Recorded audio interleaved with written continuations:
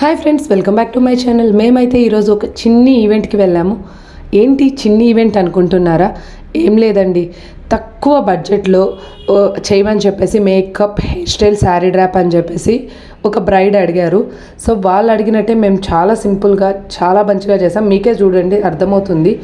తక్కువ బడ్జెట్లో ఎవరికన్నా ఇలా మేకప్స్ కావాలి, అలాగే హెయిర్ స్టైల్స్ కావాలి అన్నా కూడా ఒకసారి మమ్మల్ని కాంటాక్ట్ అవ్వచ్చు.